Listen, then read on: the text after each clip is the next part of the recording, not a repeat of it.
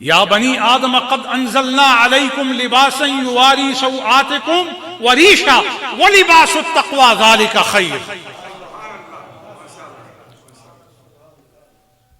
ऐ बनी आदम, ये लिबास मामूली चीज नहीं है। कद अंजलना अलैकुम,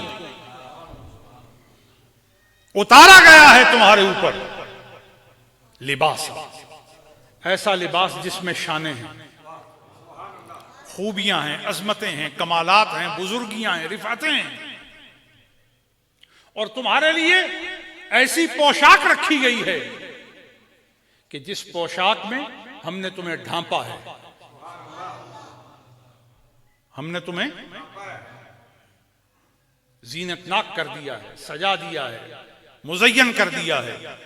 और फरमाया इस लिबास के साथ अब बात सुनो, वो लिबासुत तक़वा, और वो लिबास जो तक़वा का लिबास है, जिस लिबास के पहनने के बाद शैतान करीब नहीं आता। अच्छा, जब शैतान करीब नहीं आता तो मफहूम क्या निकला? ऐसा लिबास पहनने वाला मुस्तफ़ा से कभी दूर नहीं होता। जिसने लिबास तक़वा पहन लिया है उसकी नजरें कभी हुजूर के रुखसारे करम और जमाले बेमिसाल से महरूम दीदार नहीं रहती। हर वक्त हम किनारे दीदार होती हैं, क्योंकि उसने लिबास तक़वा पहन लिया है। वह लिबास तक़वा ज़ालिका खैर। फरमाया ये तक़वे वाला लिबास जो है यही बेहतरीन है। और लिबास तक़वा सुन्नत मुस्तफ़ा से मिलता है, हुजूर की कुर्बत से मिलता है, हुजूर के ततब्बुअ से मिलता है। ये नखरों से नहीं मिलता, तकब्बुर से नहीं मिलता, इनाद से नहीं मिलता, महंगी गाड़ियां लेने से नहीं मिलता, बड़े और ऊंचे घर बनाने से नहीं मिलता।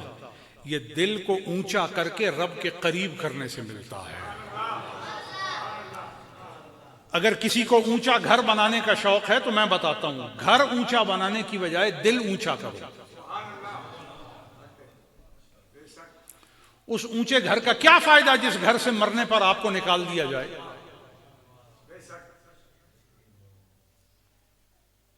और अपनी पहचान कायम करो कि इससे पहले के लोग तुम्हें मैयत कहें। बड़े बड़े नामों के नामवर जब दुनिया से रुखसत होते हैं तो कोई उनका नाम लेके नहीं पूछता वो किधर है, वो कहते हैं मैयत किधर है। कोशिश करो कि तुम्हारा नाम दुनिया में गुम ना हो। आरिफान हक कहते हैं खूनाबा दिल खुर के शराबे बेअजीने। तुझे अगर पीने पिलाने का शौक हो गया है तो आ तुझे मैं बताता हूं क्या पीने के काबिल है। तो कहते हैं खूनाबा दिल खुर, अगर पीना चाहता है तो अपने दिल का खून पी। क्या माना इसका? इसका माना यह रातों को जाग, रातों को नफ्स पर हुक्मरान बन के रात को इबादत कर, रात को जिक्र इलाही में मशगूल रहे, रात को किताबुल्लाह पढ़, रात को मुस्तफ़ा के अक़वाल फरामीन तरीक़े मामूलात उनमें नजर कर।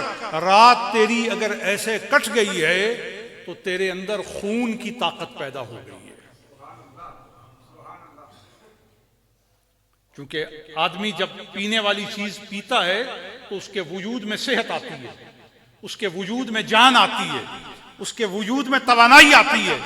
तो फरमाया जिस चीज के पीने से जिस्म में तवानाई आती है, जिस चीज के साथ ताल्लुक और लज्जत पैदा करने से तेरी इज्जत में इजाफा और नाम में वकार में बुलंदी पैदा होती है, फरमाया वो मुस्तफ़ा का तरीका है, वो आयतों की क़िराअत है, वो कुरान में तदब्बुर है, वो उस पर अमल है, वो गुनाह से नफरत है, वो अल्लाह वालों से मोहब्बत है, और वो खुदा वालों के तरीके के कालब में अपने आप को ढाल लेने से जोड़ दिया गया है।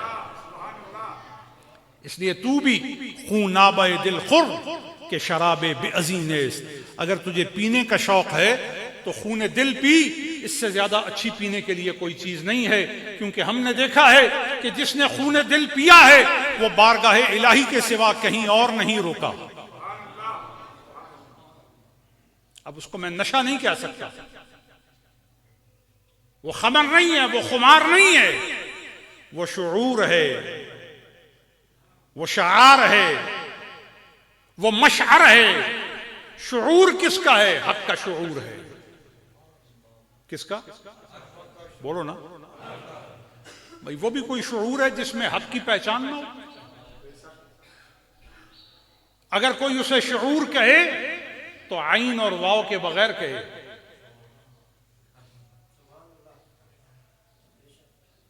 वो शुऊर आइन और वाव के बगैर है। और आइन और वाव के बगैर जो शुऊर है वो जानते हो कि उसका अंजाम क्या है। शर से बचो।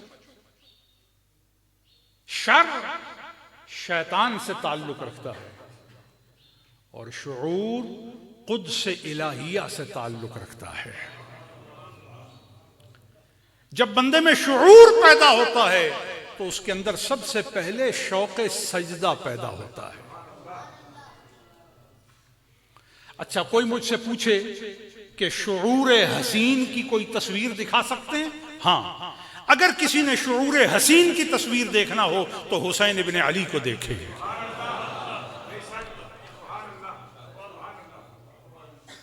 शुऊर हसीन की तस्वीर हुसैन इब्ने अली की ज़ाते गिरामी है। कैसा शुऊर कि तलवारों की झनकार में भी जो सजदे पर आमादा है।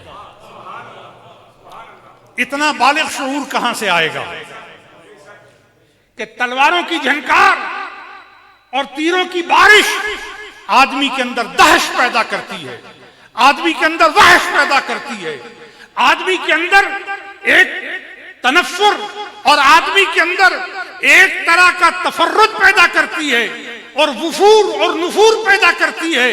लेकिन वाह हुसैन इब्न अली, तेरी जुरत और इस्तिकामत और तेरी फकाहत का क्या कहना। लगता है कि अगर फकाहत हुसैन का ये आलम है तो फकाहत मोहम्मदी का आलम क्या होगा।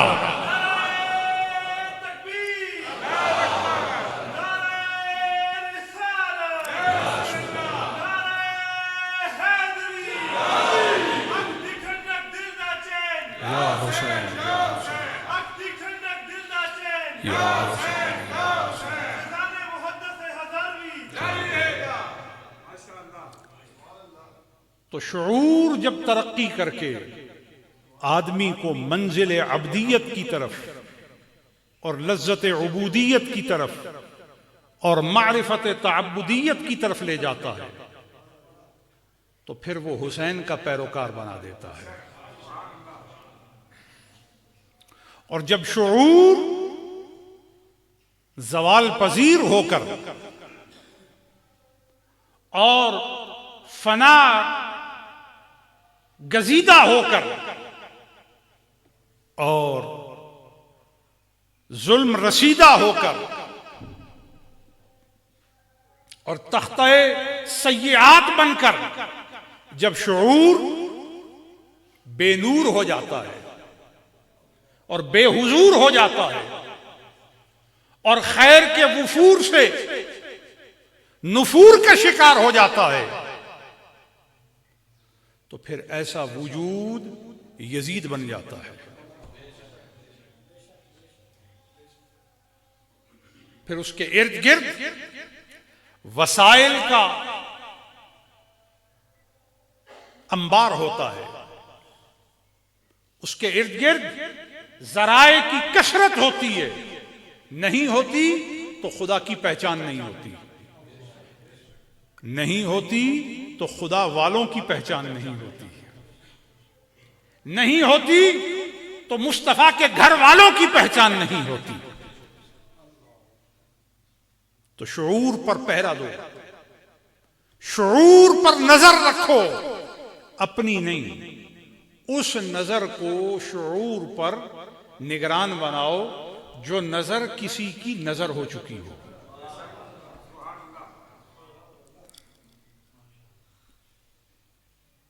और उस नजर के नजर होने का मफहूम यह है कि वो नजर नजरे रुखसारे महबूब परवरदिगार हो चुकी हो।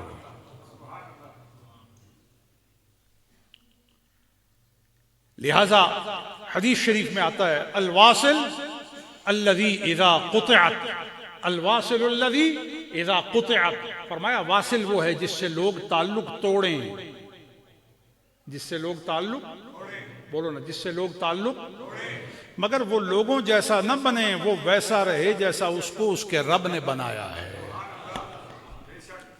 अलवासिलुल्लज़ी इज़ा कुतिअत रहिमुहु वसलहा, फरमाया सिला रहमी करने वाला वो है कि उसके अकरबा उससे ताल्लुक तोड़ें। बोलो ना, उसके अकरबा उससे ताल्लुक, मगर ये बंदा खुदा ताल्लुक न तोड़े। आपको बात समझ आ रही है तो बोलिए। देखिए, मैं आपसे तकरीर नहीं करता होता, मैं तो आपसे बातें करता हूं, और आपको अपनी बातें सुनाने की बजाय महबूब खुदा की बातें सुनाता हूं आपको।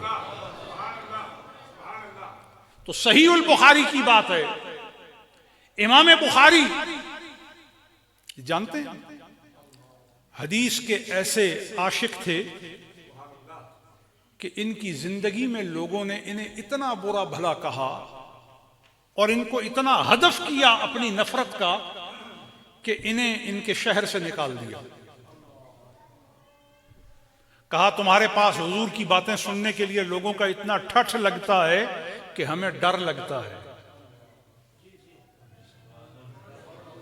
हमें पता चला अहलुल्लाह से अहले दुनिया डरते हैं, अहलुल्लाह से अहले दुनिया। उन्हें कहा गया यहां से चले जाएं। जुर्म क्या है? जुर्म यह है कि आपके पास लोग आते हैं और आप उनसे हमारी बात नहीं करते, आप उस बात की करते हैं जिस बात में ताब है, ताबदार की ताब है। तो आप यहां से निकल जाएं, आपको छोड़ना पड़ा। वहां से निकलकर आप एक और शहर में गए, एक अपने रिश्तेदार के यहां। बादशाह को पता चला ये फुलां के पास चले गए, पैगाम दिया यहां से भी निकल जाओ। वहां से भी आप निकल गए और बीमारी का ये आलम था कि वहां से निकलकर रास्ते में एक जगह इमाम बुखारी अपने शागिर्दों को, शागिर्द भी साथ चल रहे हैं, शागिर्दों को किसी ने नहीं निकाला। पता यह चला जुड़ने वाले वो होते हैं जो अपनी मर्जी देख कर न रहें, जिसके पीछे चलें उसका हाल अपना लेते हैं। हाँ जी। इमाम बुखारी जब वहां से भी निकले, अब जगह कोई नहीं थी, कहां जाएं। जानने वाले तो सारे पीछे रह गए, अकरबा अइज़्ज़ा मुरीदीन तलामिज़ा पीछे रह गए, मगर इन्होंने हदीस शरीफ से रिश्ता जोड़कर रखा, हदीस नहीं जोड़ी। तो इमाम बुखारी बीमार थे। रास्ते में एक जगह आपका शागिर्द कहता है कि इमाम साहब ने कहा कि मेरे वजूद में इतनी नकाहत है कि मैं चल नहीं सकता, अगर मैं यहां थोड़ी देर के लिए सस्ता लूं, लेट जाऊं, आराम कर लूं। तो कहा लेट जाएं। कहते हैं इमाम साहब जब लेट गए तो देर तक सोते रहे, लग रहा था कि थकावट बहुत थी, उतर गई। कहा इमाम साहब को हिलाया, उठाया, उठते नहीं। जब गौर किया तो पता चला फौत हो चुके थे।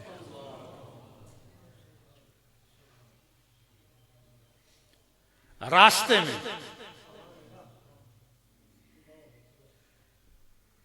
लेकिन उन्हें इस पर कोई गम नहीं। घर छूटा तो छूट जाए, अकरबा छूटे तो छूट जाएं, गिरदोपेश छूटे तो छूट जाए, तारुफ और शनाख्त और नाम और नसब कबीला सब का सब छूट जाए, पर न छूटे हाथ से दामाने मुस्तफा।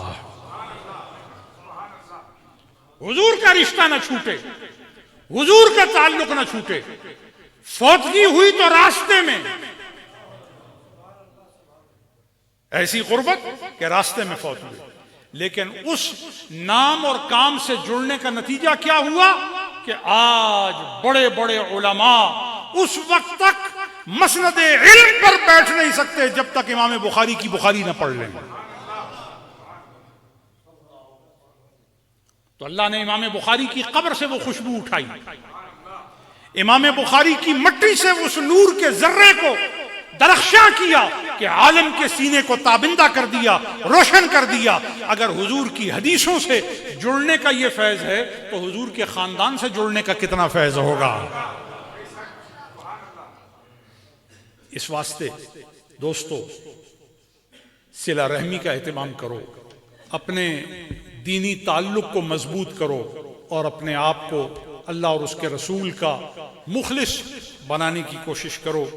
इसी में हमारे लिए सआदत है, इसी में हमारे लिए बरकत है। एक दो बातें आपको और कह के अपनी बात खत्म करता हूं। हजरत जुनैद बगदादी सैयद ताइफा इस बाब में एक बड़ी खूबसूरत बात फरमाते हैं। आप फरमाते हैं सिला रहमी करने से दिल साफ हो जाता है। सिला रहमी करने से और रूह बुलंद हो जाती है। फरमाया अब जो कोई ये चाहता है मेरा दिल साफ हो और मेरी रूह इतनी बुलंदी पर जाए कि अल्लाहुल अलीयुल कबीरुल मुतआल से मेरी रूह बंदगी का ऐसा रिश्ता पाले कि फिर गफलत और जहल न रहे। फरमाया वो सिला रहमी करे। क्या करे? सिला रहमी करे। फरमाया जो शख्स अपने करीबियों से मोहब्बत नहीं कर सकता वो अल्लाह की मोहब्बत पा नहीं सकता। अल्लाह से मोहब्बत का रास्ता ही जो है वो सिला रहमी से जोड़ा गया है। सिला रहमी का एहतमाम कीजिए क्योंकि नबी अलैहिस्सलातु वस्सलाम ने सिला रहमी करके दिखाई है। आपने अपने लोगों को मुआफ करके दिखाया है। और जब हज्जतुल विदा पर नबी अलैहिस्सलातु वस्सलाम फतेह मक्का पर जिस वक्त काबा मुक़द्दसा में आप दाखिल हुए तो काबा मुक़द्दसा में इस नौबत पर आने से पहले हालत क्या थी? हालत ये थी कि कोई नमाज नहीं पढ़ने देता था, कोई आजान नहीं देने देता था, कोई तबलीग नहीं करने देता था, सरेआम खुदा की तौहीद का नाम नहीं लेने देता था। एक जमाना वो था। और फिर हुजूर तशरीफ लाए, मक्का का कोई रास्ता ऐसा ना रहा जहां पर तौहीद का नारा बुलंद करने वाला लश्कर गलियों में भरपूर ना हो और इर्द गिर्द हुजूर के गुलामों से जगह जल थल ना हो गई हो। हर तरफ हुजूर के गुलाम और हुजूर के सिपाहियों के झंडे और हुजूर के लश्कर की एक दबदबे और हैबत की सूरत थी। सारे काबा का सेन भी भरा था। कहीं भी नजर जाती थी मोहम्मदियों का हुजूम था।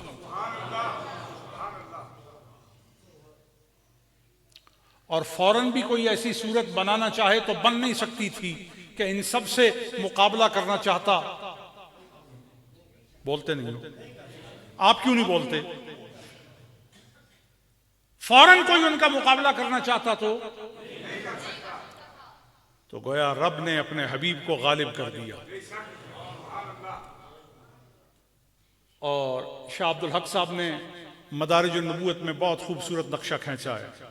आप में से कोई पढ़ना चाहे तो मदारिजुन नबूवत में फतेह मक्का का जो किस्सा है वो पढ़िए, लुत्फ आएगा।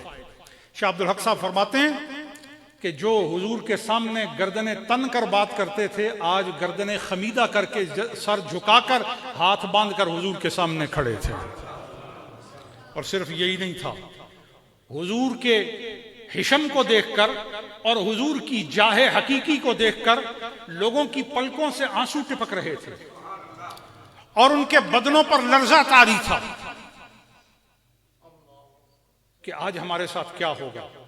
फरमाया तुम अपने साथ कुछ होने का तसव्वुर करके कांप रहे हो और मैं अपने दिल में सोचकर खुश हो रहा हूं कि मैं आज उन्हें मुआफ करने वाला हूं जिन्होंने मुझे मुआफ नहीं किया था। मैं आज उनके साथ नवाजिश करने वाला हूं जिन्होंने मेरे साथ अदावत की थी। गोया दुश्मन को देखकर मुस्कराना ये आदत मुस्तफा की है। और खून पीने वालों को जामे शीरी पेश करना, जामे लजीज़ो मुफर्रिह पेश करना, ये आदत मुस्तफा की है। इसीलिए इमाम ज़ैनुल आबिदीन ने अपने बाप के कातिल को खाना भी खिलाया, तोहफे भी दिए, नजराना भी दिया। जब वो लेकर जाने लगा चंद कदम चला और उल्टे कदमों पलटा और उसने कहा, लगता है ए इमाम आप मुझे पहचान नहीं पाए। फरमाया हम तो भूलने वालों में से ही नहीं हैं। कहा फिर बताइए मैं कौन हूं? कहा जब तूने मेरे बाबा के हुलकूम पे खंजर रखा था मैं उस दिन से तुम्हें पहचानता हूं। तो कहा फिर कातिलों के साथ भी कोई ऐसी नवाजिश करता है? कहा वहां हम तुम्हारे मेहमान थे, यहां तुम हमारे मेहमान हो। अपनी अपनी मेहमानी और मेजबानी का अंदाज है। लिहाजा ये बात याद रखिए, हमारी जिंदगी में हमारे लिए नस्बुल ऐन और नमूना अल्लाह के रसूल की जात है। उस जात को अपने सामने रखना यही खुरसंद लोगों का काम है, कामयाब होने वाले लोगों का काम है, सादत उठाने वाले लोगों का ये वतीरा है। मौला ताला हम सब पर अपनी खास रहमतें और बरकतें नाजिल फरमाए। अल्लाह।